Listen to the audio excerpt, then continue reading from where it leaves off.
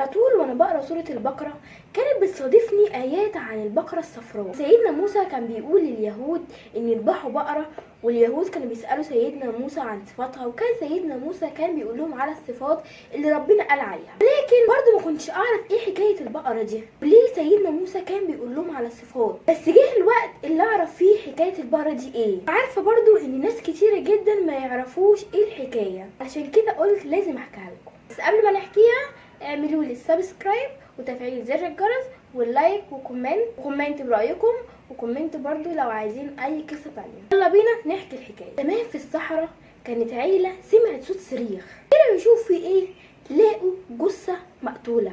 فضلوا يسالوا مين اللي قتلها بس محدش كان عارف. لما دققوا النظر فيها لقوا ان الجثه دي شخص يهودي تبع عيله جنبهم. الشخص المقتول دوت لما عرفوا ان ليهم شخص مقتول موجود كمان جنب العيله التانيه، شكوا ان العيله دي هي اللي قتلته.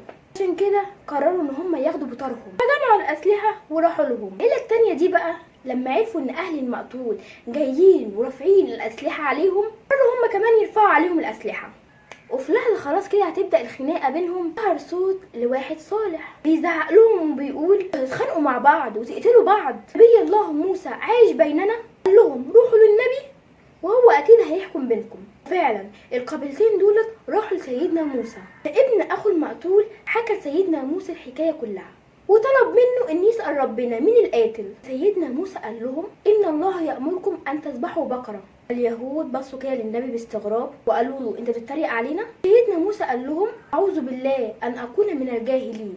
مشوا، وبما ان اليهود اهل الجدال رجعوا تاني للنبي وقالوا له اسال ربك يوضح لنا سنها. سيدنا موسى قال لهم انه يقول انها بقره لا فارض ولا بكر عوان بين ذلك، بمعنى يعني لا كبيره عجوزه ولا صغيره لسه ما اتجوزتش. مشوا ورجعوا تاني سيدنا موسى لتالت مره وقالوا له اسال ربك يوضح لنا شكلها. سيدنا موسى قال لهم انه يقول انها بقراء صفراء واقعه لونها تثير الناظرين، يعني هي بقره صفراء لونها فاتح مالها بيلفت النظر. مشوا برضو ورجعوا لسيدنا موسى لرابع مرة وقالوا له اسأل ربك يوضح لنا اكتر. البقرة اللي بنفس الصفات دي كانت كتير، فسيدنا موسى قال لهم انه يقول انها بقرة لا ذلول تسير الارض ولا تسقي الحرث مسلمة لا شيء فيها، يعني ما زلتش في غيط زرع، اتربطت في سيقة مية قبل كده، ما فيهاش اي عيوب من مرض ولا كسور ولا اي حاجة، ولونها اصفر صافي، ما فيهاش لا بياض ولا سواد. قالوا له تمام احنا كده لقيناها.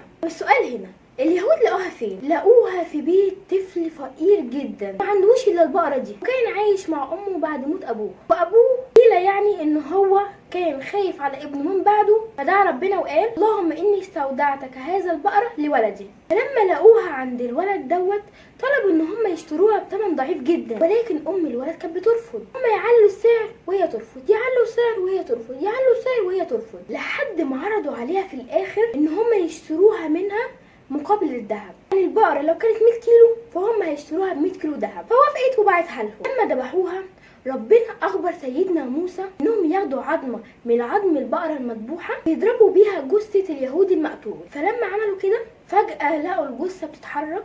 اليهودي رجعت له روحه من تاني، قال بصوت ضعيف ان اخي من قتلني، وشاور عليه احمد تاني. وفعلا ابن اخوه هو اللي قتله لطمعه ان هو هيورثه، انه كان غني جدا، وابن اخوه هو ورثه الوحيد. وبكده القصه خلصت. رب تكون عجبتكم، رب تكونوا عرفتوها. زي ما قلت لكم في اول الفيديو ما تنسوش السبسكرايب وتفعيل زر الجرس واللايك والكومنت، وقولوا لي رايكم في القصه، ولو عايزين اي قصه تانية قولوا لي عليها. يلا باي.